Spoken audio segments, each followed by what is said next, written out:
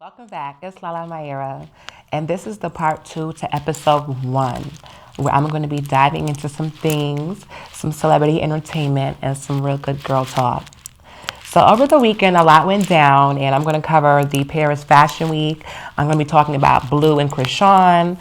I'll speak about the mass shooting that occurred in LA, unfortunately, Beyonce in Dubai, and Drake at the Apollo. So, firstly, I want to dive into Blue and Krishan. A lot of people have seen like them trolling online and like Krishan on the Baddies Club, I think it is, and like or just like on Twitter and Instagram with her and Blue fighting. Um, I don't know, like I have like mixed emotions. Don't get me wrong. Like I like Krishan's personality and stuff like that.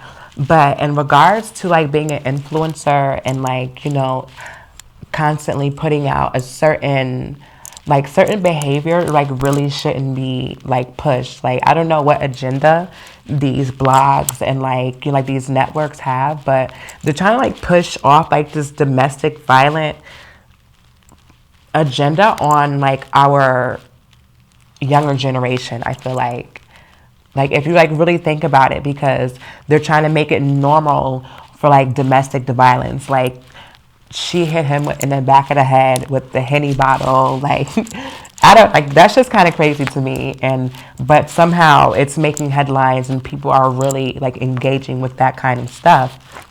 So unhealthy attachments and keeping the baby, like one thing about me is like your truth is your truth. I don't judge people behind like their actions, but when you bring innocent people in to like, let's say like, okay, so if you're in a toxic relationship and you get pregnant, and now it's like almost like for her she's keeping the baby so that she can have him around. And I'm sorry, that goes crazy to me.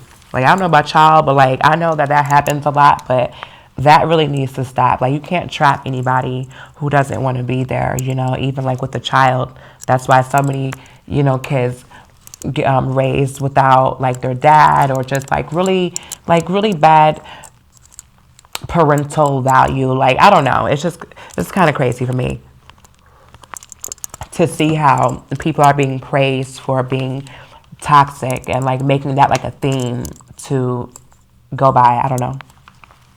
But another thing that I also want to mention was that like, with the whole thing of like getting pregnant by a rapper, everybody wants to have like this rapper husband and be the one and only, but in that lifestyle it's just so unrealistic. It really is, because at the end of the day, when you have so much attention on one person, or so many people wanting one person, that really does complicate things, especially when the person is not like grounded in their own value, like relationship value, morals. It just becomes so toxic. And our younger generation, like the generation under me, I really feel like I hope that they just aren't as influenced by Instagram and like these social media entertainers, because it's all very fickle, it's frivolous, and it's not real. It's not real, and it's not realistic, rather, I should say, because now you see all these divorces and in the blogs and in these all these social media outlets of these celebrities that we idolize, and they're breaking up and they're cheating on each other and they're miserable behind closed doors. It's like I just want for the younger ones to like pay attention. You can be entertained by it, because honestly half of the stuff is funny, but just don't be misled into that. Okay? But anyway, I don't know about you, but I've been watching Paris Fashion Week. I seen Usher with the orange hair. I seen Doja Cat with the 30,000 crystals, the all red. She looked kind of crazy. I don't know. Like, I loved it. It reminded me of Cardi B and Kim K at the Met Gala. Cardi B had like that all red fit with like the 30,000 feathers or however many there were.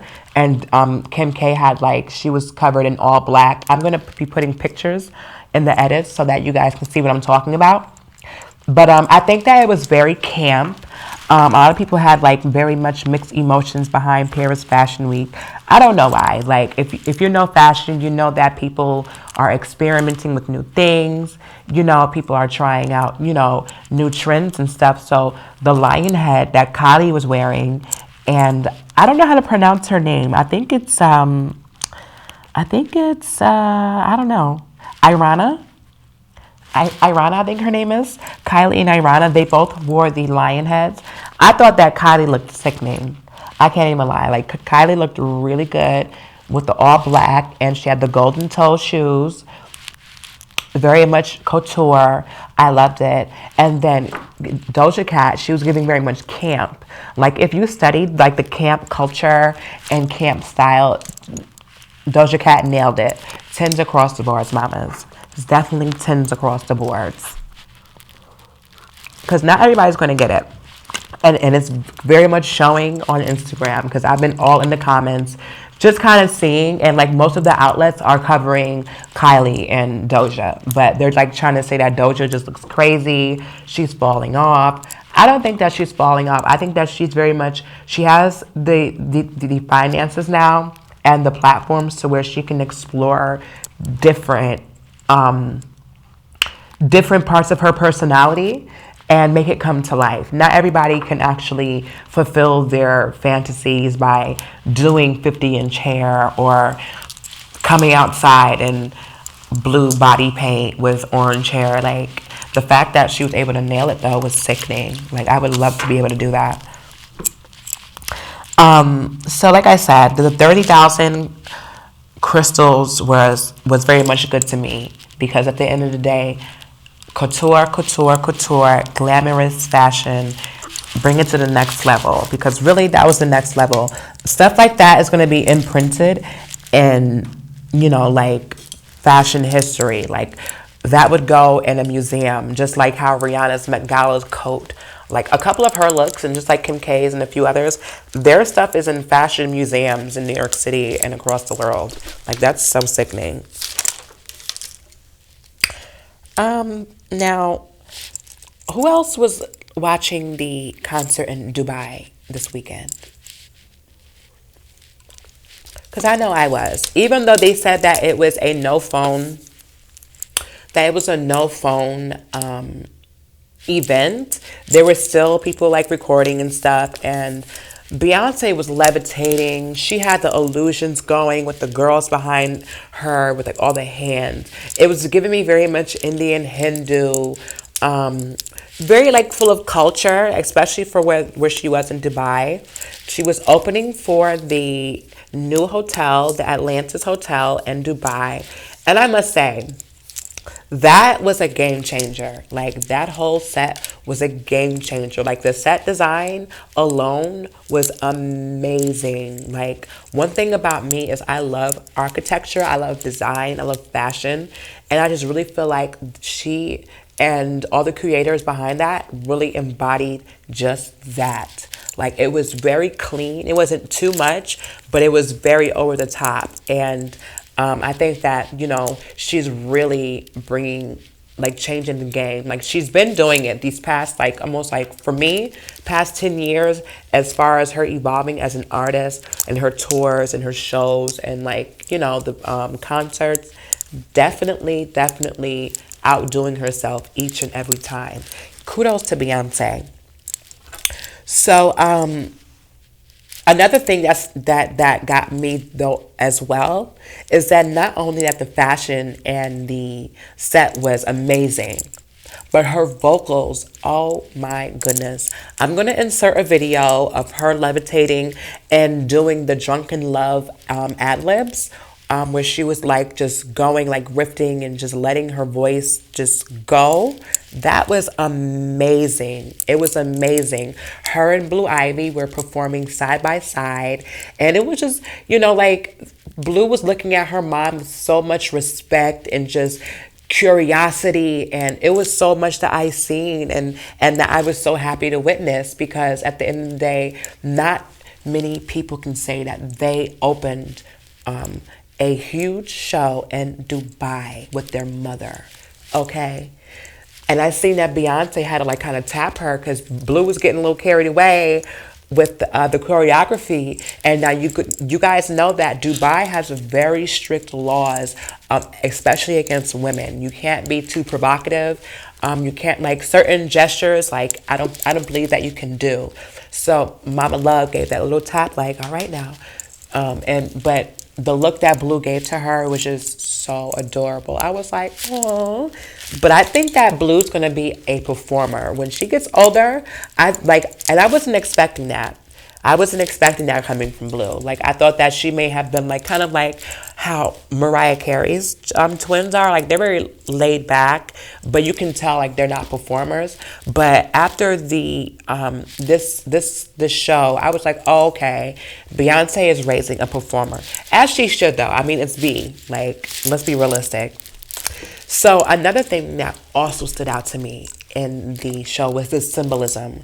And I know that people are going to get carried away with like the Illuminati and all this extra stuff, but I don't think that it was any of that really. Like, everything in every culture has symbolism.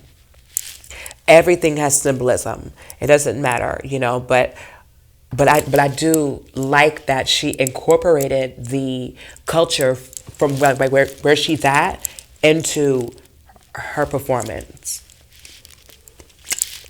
People like were saying that it looks like a second version of Jesus coming, and I was like, all right, don't get carried away. I was like, all right, don't get carried away, but it definitely was at a very high magnitude, and Beyonce just knows how to make people really just stare in awe, and I love that for her.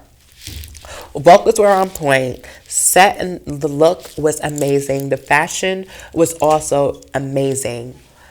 The crazy part is, now I mentioned how like women can't really, be provocative and certain things aren't allowed. I'm surprised that her outfits were able to be as revealing as they were. I mean, I know that she's Beyonce and for the performance and all that good stuff, she's a celebrity, but I was very much like, I'm surprised that, they allowed that. But thank God that they did though, And another person who had a great set this weekend was Drake. Like, whoever the set designer was for his performance needs every plaque and award in the game, okay? Because it was so dope. Like, I actually wish that my house looked like the room that he was performing in for Marvin's Room. It was at the Apollo over the weekend. He had brought Dipset onto the stage, accompanied, by the Dipset, Jim Jones and all that, Cameron. It was very good to see. Drake even wore the pink fur coat and headband that Cameron wore. They was in front of the bodega, very much Harlem, New York. What's up? That was very cute, whatever the case may be, even though Drake ain't from Harlem. But it was cute that he incorporated that, being that he was bringing out Dipset, because sometimes it could come off like Drake just be kind of like just ripping off people's culture sometimes. Because first it was the Afro beats, and then it was the it was the Afro beats, and then like the Jamaican style, and then I guess it's good to be a chameleon, I guess. But in the mix of everything at the concert, somebody fell over at the Apollo, off the stage into the crowd. My thing is, how and why? What the hell were you doing that made you fall over the damn, excuse my language, over the stage in the Apollo? Please be careful, y'all, because I've been to a few like concerts and people were passing out. People were just having asthma attacks. Like, I went to go see Kehlani even, and they were like passing out. She had to kept stopping the show, and I just hope that it wasn't like one of them things where people were doing it for attention. Hopefully that man is all right. He was accompanied by security out of the venue. I've seen the comments, and yeah, they say that the Apollo has like a steep incline. And you know what? Now that I think about it, I guess that is kind of true though, because I went to the what was it? The powerhouse in all where was it? The powerhouse in New Jersey, no, Philadelphia, and at the arena, the incline, like the stairs, was very steep, and like walking down, it is kind of scary. It's like if you fall, you're gonna tumble. So hopefully he was okay though. But now I must say, even with Drake's amazing set and him bringing out Dipset, I don't know, his stage performance wasn't really giving. It wasn't really giving. I'm sorry. Drake is very much dry on stage. I don't know why. So the next thing that I'm going to cover is the mass shooting in LA. My family, excuse me, my prayers go out to the families and the people affected by that. This is becoming way too normal and way too frequent. You know, the president and the government and all these news outlets, they don't ever, like, I just don't see any of them ever actually pursuing how to actually stop all of this mayhem and chaos. I don't know. I just feel like this is becoming too repetitive, and it just seems so orchestrated. Now, I'm not going to be like paint my own theory and all that. I'm not here to do that, but I do want to send my love out to the people in LA. There were 10 people affected, killed, I believe, murdered in the incident. The suspect was actually pronounced deceased in a standoff with the police, where he committed suicide. More details are, of course, on the news outlets and all that good stuff. I just wanted to cover that because that was really crazy. And it's just funny, like these mass shootings are taking places in the most like weird, like a dance studio. What on earth is going on? First it's a grocery store, then it's the dance studio, then it's elementary schools, and like these shootings in particular. It's crazy. I hope that that one day, like, this stuff will die out and like it's not become so common. And one thing that I've noticed about the world and social media, once something becomes trending, it stays that way. Like, it becomes sought after by many different people. And I just don't understand why it has to come to mass shootings and killings and all that good stuff, crazy stuff, because this is just out of hand. But I'm going to switch back to Blue and Chrisean.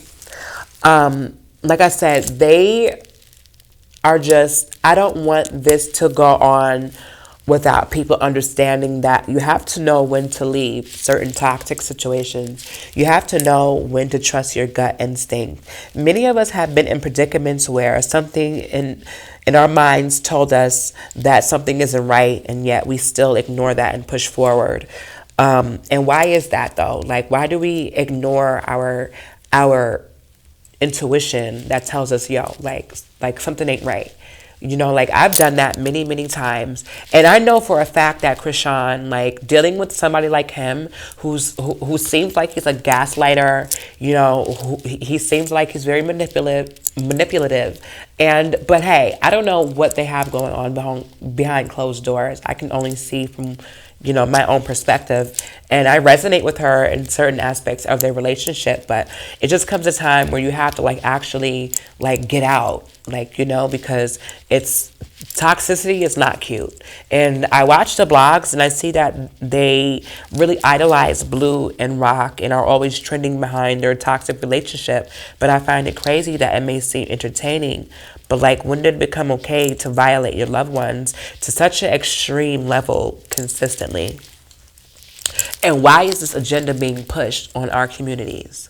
Like, it's not cute, you know, having your man tell you when you should and when you shouldn't put your tooth in, and then, you know, the tattoos, and just it's become crazy. And our young teens and people in high school, they idolize this stuff, and I really don't know why. It is entertaining, but I just hope that people have their own minds and be like, listen, if that ever happens to me, I'm gonna, kill it. You know what I'm saying? So this wraps up episode 1 of Drea's Closet. Thank you so much for tuning in. My name is Lala Mayera, and make sure to follow me on Facebook, Drea's Closet, and on Instagram, Closet of Drea. Love and light.